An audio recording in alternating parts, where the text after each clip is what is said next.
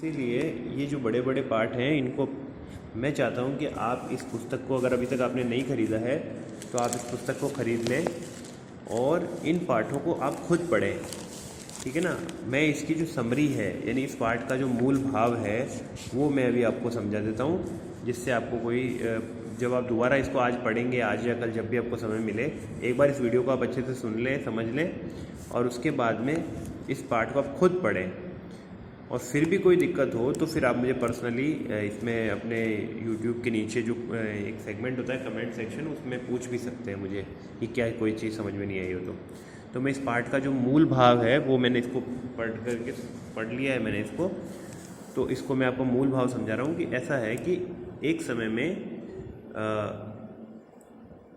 ये जो फणीश्वर नाथ रेणु हैं, इन्होंने जो है 1975 की एक घटना है जिसमें एक बार बाढ़ आई भयंकर, ठीक है ना, इनके गांव में। तो उसका बहुत ही शानदार वर्णन इन्होंने लिखा है, क्योंकि उस बाढ़ में ये खुद फंसे हुए थे।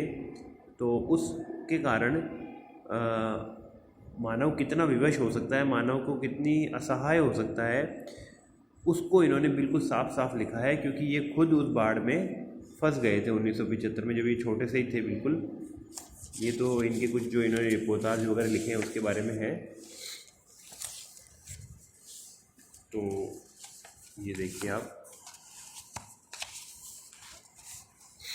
ठीक है।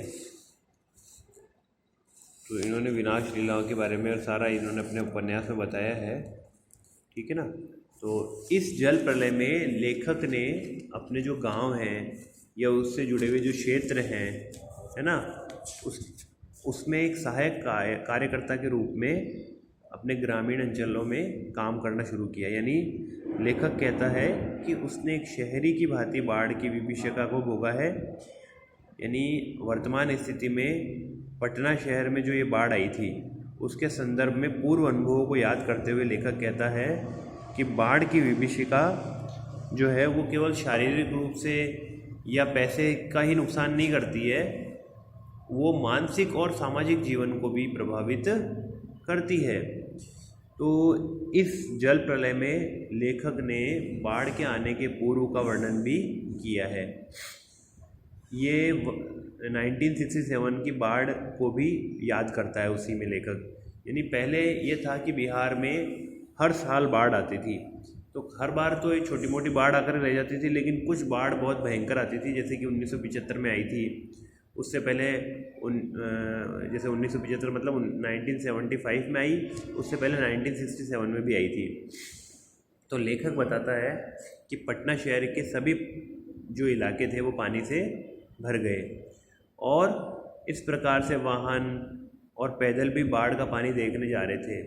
सभी के मन में बाढ़ के जल से जो डूब गए हुए क्षेत्र थे उनकी सूचना के बारे में गहरी उत्सुकता थी। भाई कौन कौन से क्षेत्र डूब गए बाढ़ में, क्योंकि बाढ़ आती है तो बहुत सारे जो निचले इलाके होते हैं उनमें पानी भर जाता है। आप भी देखते होंगे किशनगढ़ में जब तेज़ बारिश आती है तो जो नया शहर या पुराना शहर जो है, किशनगढ़ सिटी जिसको अपन बोलते हैं, उसके कई क्षेत्रों में पानी भर जाता है, ठीक है ना।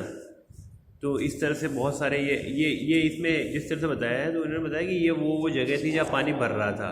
पानी की तेज़ धार से हरे नीले नियन विज्ञापनों की परछाई, सैकड़ों रंगीन सापों की सृष्टि हो रही थी। तो ये कहने का मतलब यही बता रहे हैं कि किस तरह से बाढ़ का पानी भरता जा रहा था।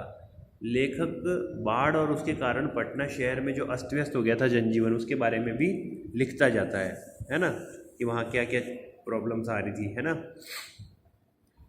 तो आकाशवाणी भी जो है उसमें भी समाचार प्रसारित होते थे।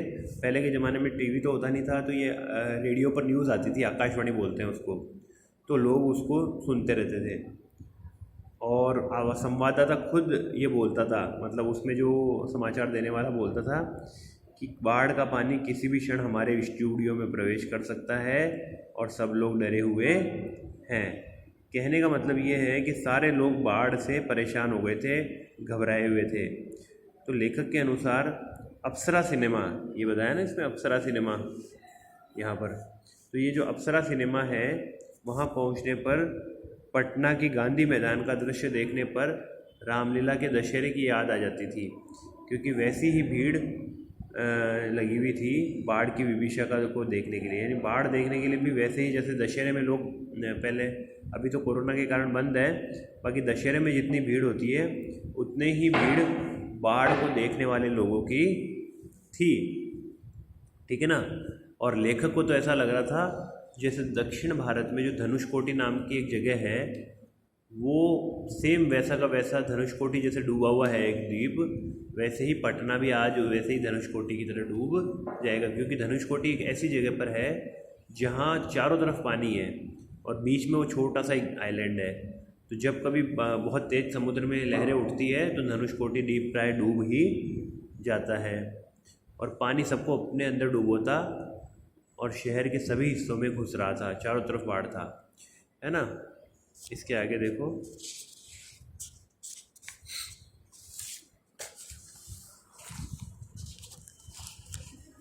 तो ये इसके आगे इन्होंने बताया है कि सीढ़ियों तक पहुंचूगा, ये सारी चीज़ें है। एक मिनट,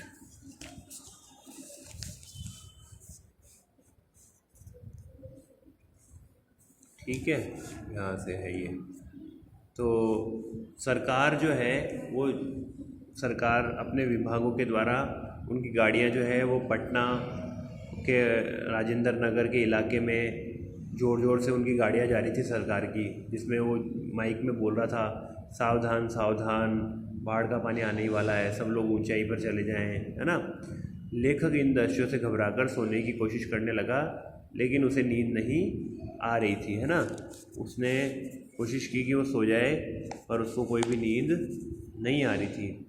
तो इस तरह से उल्टा उसको तो और भी चीज़ें याद आने लग गई। 1947 यानी 1947 और 1949 में भी वैसी की वैसी बाढ़ आई थी जब गंगा जी में, तो वो वहीं पर सतीनाथ जी भादुड़ी साहब जो उसके गुरु थे और अब उनका देहावसान हो गया था, उनके साथ वहाँ पर गया हुआ था।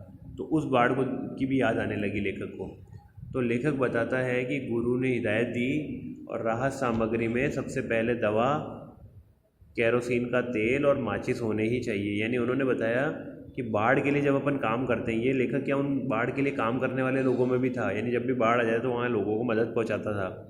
तो जब भी ऐसा हो तो केरोसिन का तेल मिलता था पहले, ये गैस सिलेंडर तो बाद में आए बहुत, है ना।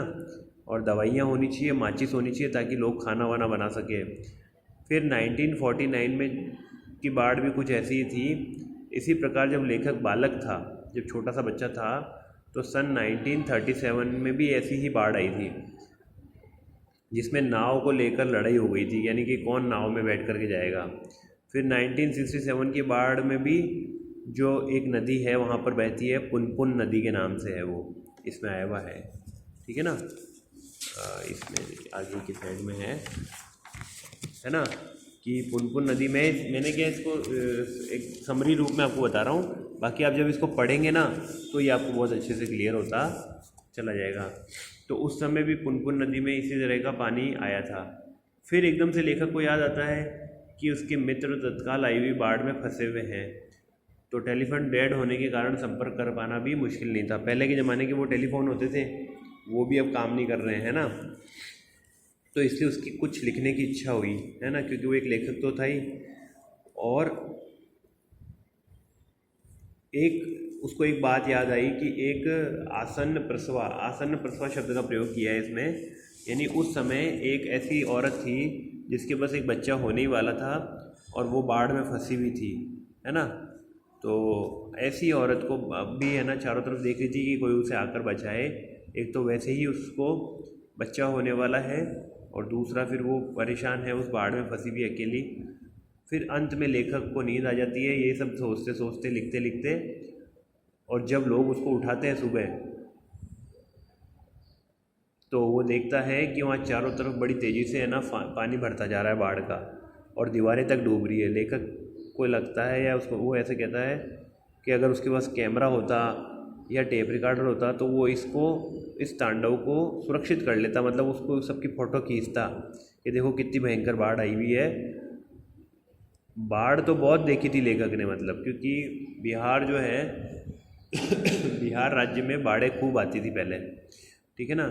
वहाँ पर जो जो नदियाँ बहती थी उसमें जब भी बारिश का मौसम होता तो वहाँ भयंकर बाढ़ आ जाती थी, ठीक है ना।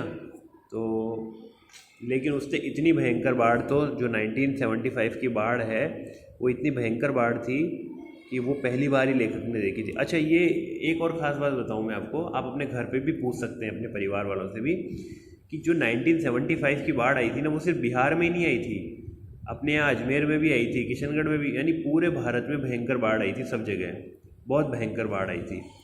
तो अगर आप पूछेंगे तो घर वाले आपको बताएंगे कि हाँ, जो पुराने लोग हैं जैसे दादाजी वगैरह बता सकते हैं कि भाई क्या 1975 में भयंकर बाढ़ आई थी, तो वो बताएंगे उसका वर्णन। सब जगह पानी ही पानी हो गया था, है ना। और लेखक जहाँ चाय पीने जाता था वो जगह, है ना, इस जगह, सारी जगह जहाँ जहाँ वो जाता था, और अब वो कुछ लिखना चाहता था, लेकिन बाढ़ के समय एक चीज़ और होती है कि जो कुछ जिसको मिलता है वो लेकर के वहाँ से भागने की कोशिश करता है, चाहे पैसा हो, सोना हो, कुछ भी हो। तो इसलिए लेखक की भी जो पेन है वो भी कहीं इधर उधर हो गई थी, किसी ने चुरा ली थी शायद, है ना। तो ये आपका लेसन इस तरह से है, एक पूरा का पूरा 1975 की बाढ़ के बारे में है। फणीश्वर नाथ रेणु ने बहुत ही सुंदर इसका वर्णन किया है, छोटी छोटी बातें भी उसने लिखी है जो जो उसको याद रही, है ना।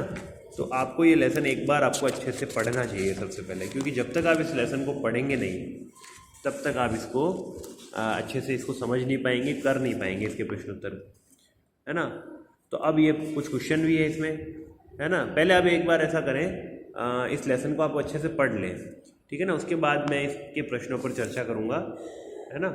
जैसे कि ये बाढ़ की खबर सुनकर लोग किस तरह की तैयारी करने लगे, तो ये तो जो है इस पार्ट को जब आप पढ़ेंगे तो इसमें निकल करके आएगा कि कैसे लोग जो है वो माचिस है, केरोसिन है, और जो है खाने का सामान है, दवाइयाँ हैं, वो सब इकट्ठे करने लगे थे। तो ये सारी चीज़ें हैं, एक बार आप इस लेसन को बहुत अच्छे से पढ़ें, और फिर मैं इसमें से कुछ प्रश्न आपको करने के लिए दूंगा, वो आपको अपनी कॉपी में करने होंगे। तो आज के वीडियो में इतना ही बेटा, थैंक यू।